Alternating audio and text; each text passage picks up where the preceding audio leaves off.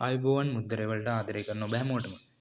අද අපි කතා කරන්නේ යාපනයේ විශ්වවිද්‍යාලය ගැනයි.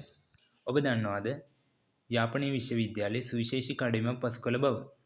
යාපනයේ විශ්වවිද්‍යාලයට වසර 50ක් සපිරීම නිපුත්තෙන් නිකුත් කළ අලංකාරු සමුරු මුද්දරය ගැනයි අද අපි කතා කරන්නේ.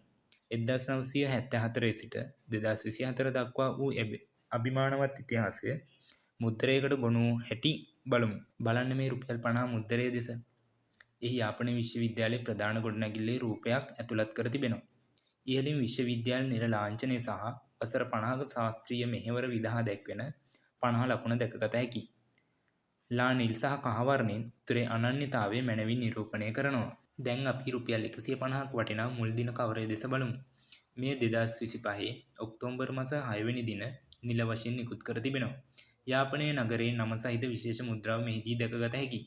මෙහි වම් පස Years of Academic Pursuits යන පාඨය සමග රන්වන් පැහැති 50 ලාංඡන ඉතා ආලංකාරව සටහන් කර තිබෙනවා. 1974 දී කලා හා විද්‍යා පීඨ දෙකෙන් ඇරඹි යාපනයේ විශ්වවිද්‍යාලය අද වන විට පීඨ 10කින් සමන්විත වෙනවා. ලංකාවේ හින්දු ධර්මය සහ සංස්කෘතිය පිළිබඳව හැදෑරීමට වෙනමම හින්දු අධ්‍යයන පීඨයක් ඇති එකම විශ්වවිද්‍යාලයත් යාපනයේ විශ්වවිද්‍යාලයයි. ඔබට දැන් වැටහෙනවා ඇති මේ මුද්දරය හුදෙක් තැපැල් ගාස්තුවක් පමණක් නොව දශක 5ක විශිෂ්ටත්වයට දක්වන උපහාරයක්. ඔබ යාපනයේ විශ්වවිද්‍යාලයේ ශිෂ්‍යයෙක් හෝ මුද්දර එකතු කරන්නෙක් නම් මෙය ඔබ සතු කරගත යුතු ඉතාම වටිනා ඉතිහාස සිහිවටනයක්. මෙම නිර්මාණය ගැන ඔබට මොකද හිතෙන්නේ? කමෙන්ට් එකකින් කියන්න. මෙවැනි තවත් තොරතුරු දැනගන්න ලයික් කර සබ්ස්ක්‍රයිබ් කරන්න. බෙල් අයිකන් එකත් ක්ලික් කරන්න අමතක කරන්න එපා.